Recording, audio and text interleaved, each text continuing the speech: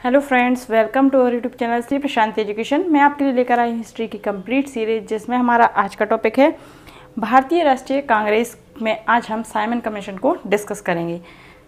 पिछली वीडियो में हमने चोरा चोरी कांड को डिस्कस किया था। जिसने पिछली वीडियो नहीं देखी उसकी लिंक डिस्क्रिप्शन में है। आप डिस्क्रिप्शन पर जाकर लिंक पर क्लिक करके वीडियो को देख सकते हैं और आप वीडियो को शेयर और चैनल को सब्सक्राइब करना ना भूलें। तो चलिए वीडियो को कंटिन्यू करते हैं। आज हम साइमन कमीशन को डिस्कस करेंगे।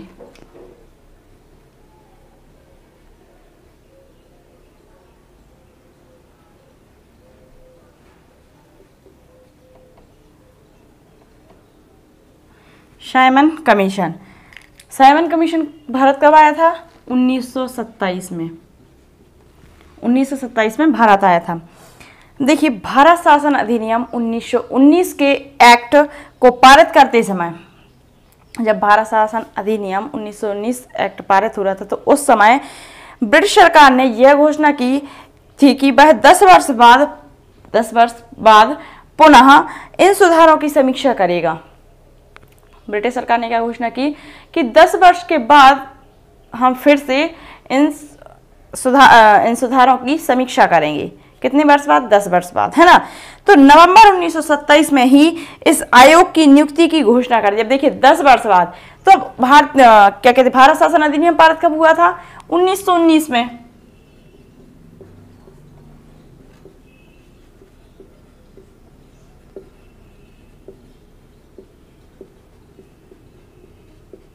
भारत शासन अधिनियम पारित कब हुआ? 1919 में।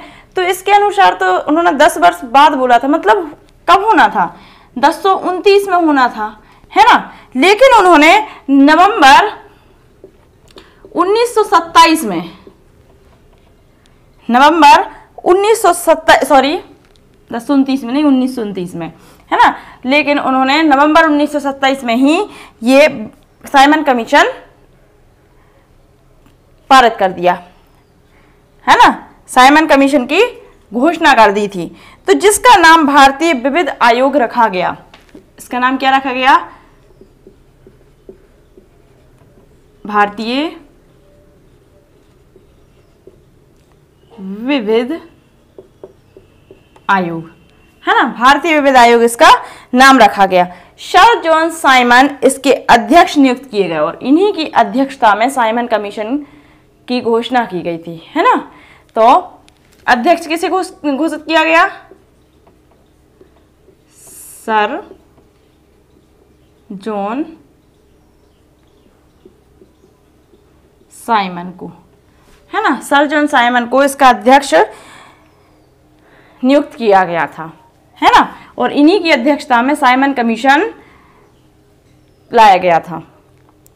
तो इसके अध्यक्ष किसे? सर जॉन साइमन को नियुक्त किया गया तथा सभी इसमें जितने 7 सदस्य थे, वो 7 सदस्य ब्रिटिश थे।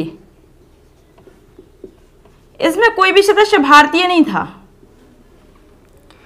कोई भी सदस्य इसमें भारतीय नहीं था। 7 सदस्य थे और वो 7 ही ब्रिटिश थे। और यद्यपि संवैधानिक सुधारों के संबंध में ब्रिटिश सरकार द्वारा इस आयोग का गठन 10 वर्ष बाद यानी 1929 में होना था, 1929 में होना था। लेकिन ब्रिटेन की तत्कालीन सत्ता दल कंजर्वेशन पार्टी ने सारा श्रेय स्वयं लेने के लिए 2 वर्ष पूर्व ही इस आयोग का गठन करने का मन बना लिया था, है ना। मतलब इसका सारा श्रेय पूरा ब्रिटिशों को जाए, इसके लिए उन्होंने 2 वर्ष पूर्व ही इसका गठन कर दिया था, है ना। इसके साथ ही कंजर्वेटिव पार्टी के तत्कालीन secretary of state Lord Birkenhead का मानना था। देखिए, आप इसके सेक्रेटरी स्टेट कौन थे?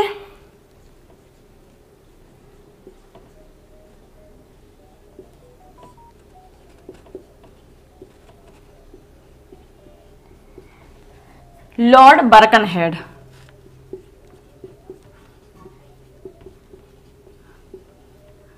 लॉर्ड बर्कनहेड थे और इनका मानना था कि भारतीय लोग स्वयं संवैधानिक सुधारों हेतु योजना बनाने में अक्षम हैं। जो भारतीय लोग हैं वो स्वयं संवैधानिक सुधारों हेतु योजना बनाने में उनमें शक्ति नहीं है, मतलब वो शक्तिहीन है ना, तो वो अक्षम है। किसने कहा था? लॉर्ड बर्कनहेड ने। और इसीलिए साइमन कमीशन की नियुक्ति करना आवश्यक है, ऐसा इनका कहना था। 3 फरवरी 1928 को साइमन कमीशन भारत पहुंचा। देखिए 3 फरवरी 1928 को साइमन कमीशन कहां पहुंचा? भारत पहुंचा।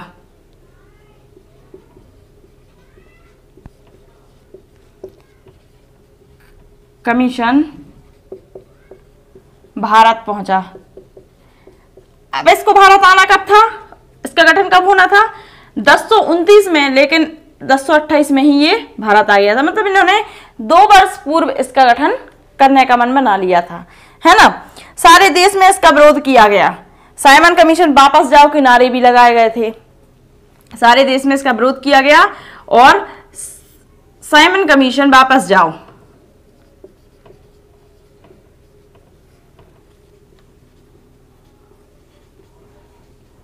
जाओ के नारे लगाए गए थे, है ना।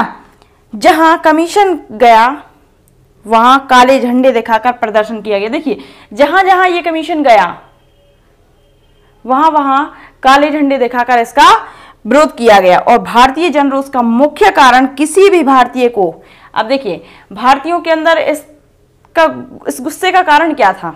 साइमन कमीशन भारत आया तो इसमें भारतीय क्यों आक्रोश में थे?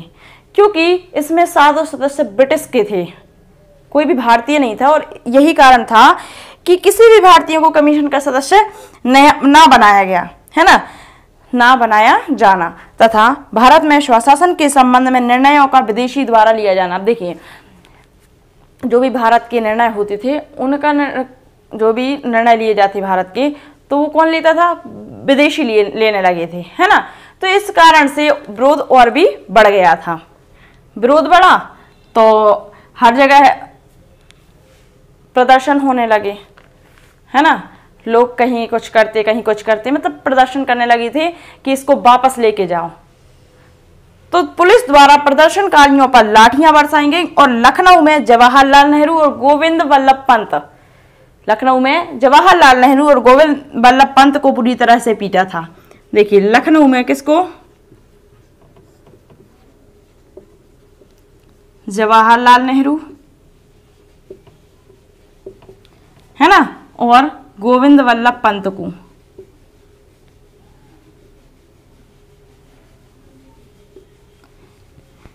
को बुरी तरह से पीटा था लखनऊ में, है ना।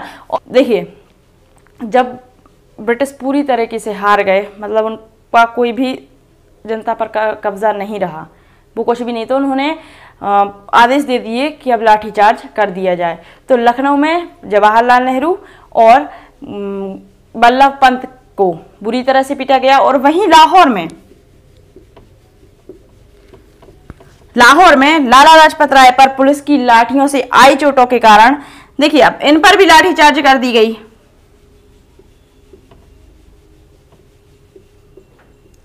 लाहौर में लाला लाजपत राय पर लाठीचार्ज किया गया और जो लाठीचार्ज उन पर हुई, तो पुलिस की लाठियों से आई चोटों के कारण 17 नवंबर 1928 को इनकी मृत्यु हो गई थी। कब? 17 नवंबर 1928 को लाला लाजपत राय की मृत्यु हो गई थी।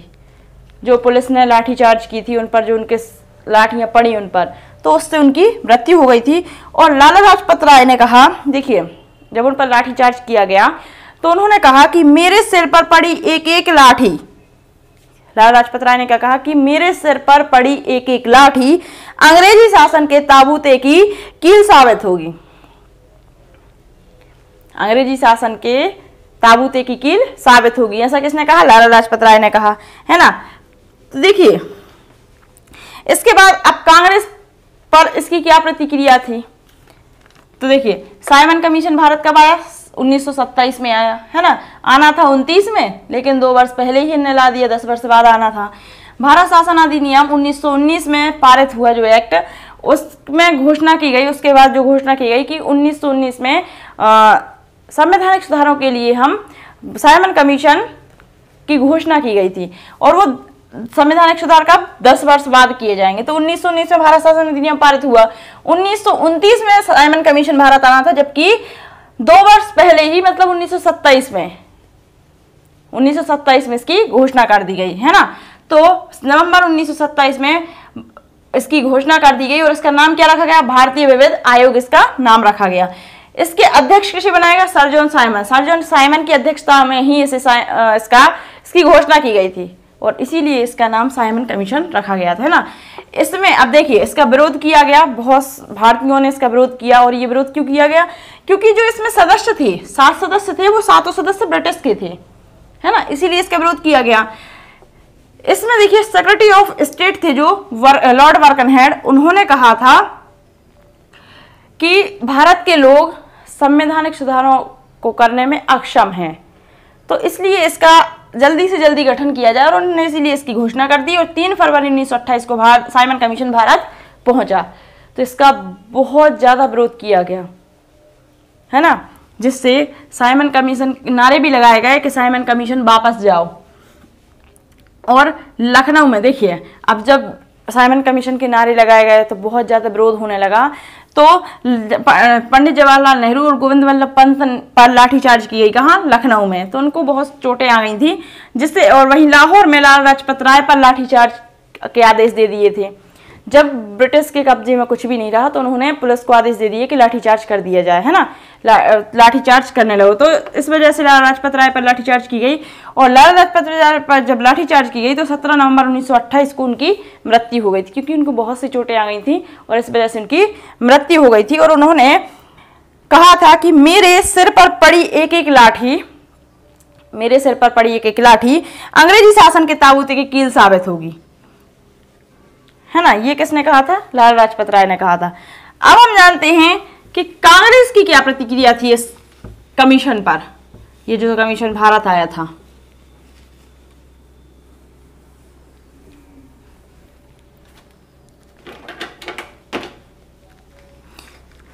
तो देखिए इस पर कांग्रेस की क्या प्रतिक्रिया रही।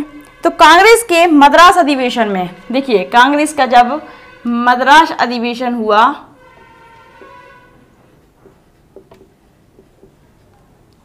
तो इस अधिवेशन में M.A. अंसारी की अध्यक्षता में, यह अधिवेशन किसकी अध्यक्षता में हुआ, M.A.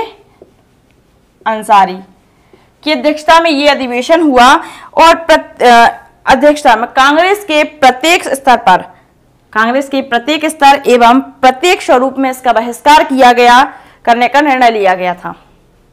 ये जो कांग्रेस का मद्रास अधिवेशन हुआ था, इसके अध्यक्ष कौन थे, M.A. अंसारी थे, है ना। और M.A. अंसारी ने प्रत्येक स्तर एवं प्रत्येक स्वरूप में इसका बहिष्कार करने का निर्णय लिया था, है ना, इसका बहिष्कार करने का निर्णय लिया। तो किसान मजदूर party, labour federation, Hindu Mahasabha एवं मुस्लिम लीग ने कांग्रेस के साथ मिलकर कमीशन का बहिष्कार करने का निर्णय लिया था। अब देखिए कांग्रेस के साथ किसने मिलकर ये निर्णय लिया था, तो किसान मजदूर,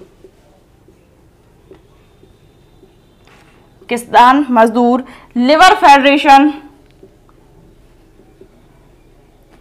लिबरल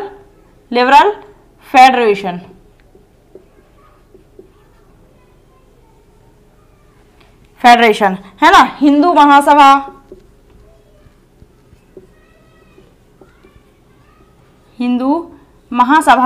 और मुस्लिम लीग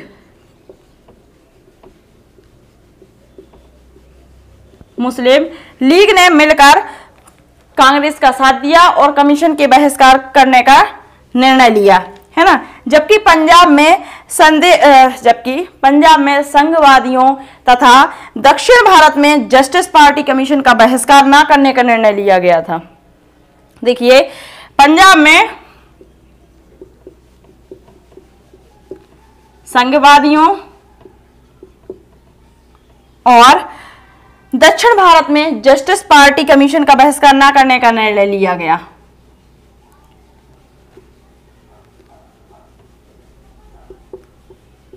दक्षिण भारत में जस्टिस पार्टी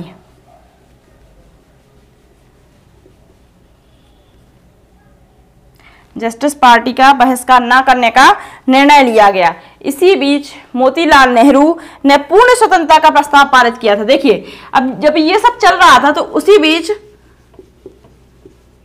मोतीलाल नेहरू ने पूर्ण स्वतंत्रता का प्रस्ताव पारित किया था। केंद्रीय विधानसभा के भारतीय सदस्यों ने भी साइमन कमीशन का स्वागत करने से मना कर दिया था।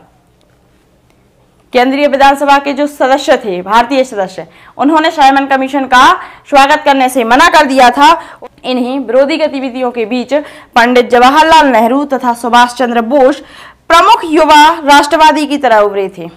कौन कौन? पंडित जवाहरलाल नेहरू और सुभाष चंद्र बोस, ये प्रमुख युवा राष्ट्रवादी की तरह उभरे तथा कई स्थानों के दौरे और सभाओं का संबोधन भी किया था। इन्होंने कई स्थानों पर इन्होंने सभा किए, दौरे किए और इसका संबोधन भी किया था, है ना। ब्रिटिश सरकार ने साइमन कमीशन की सिफारिशों पर विचार करने के लिए ब्रिटिश भारत और भारतीय रियासतों के प्रतिनिधियों के साथ 3 गोलमेज सम्मेलन किए। देखिए, ब्रिटिश सरकार ने साइमन कमीशन की सिफारिशों पर विचार करने के लिए, किसकी? साइमन कमीशन की सिफारिशों पर विचार करने के लिए ब्रिटिश भारत और भारतीय रियासतों के प्रतिनिधियों के साथ मिलकर 3 गोलमेज सम्मेलन किए थे।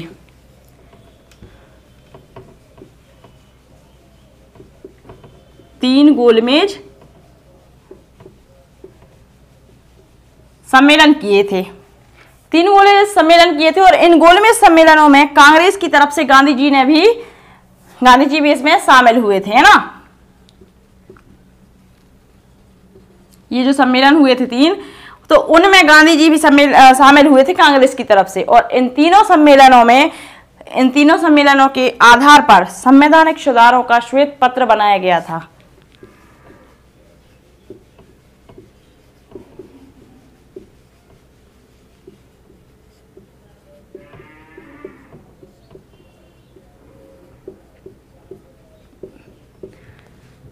संवैधानिक सुधारों का श्वेत पत्र बनाया गया था, जिसे आगे चलकर कुछ संशोधन के साथ भारत शासन अधिनियम 1935 में शामिल किया गया था। देखिए, ये जो श्वेत पत्र बनाया गया था, इसे आगे चलकर कुछ संशोधन के साथ भारत शासन अधिनियम कब पारित हुआ था?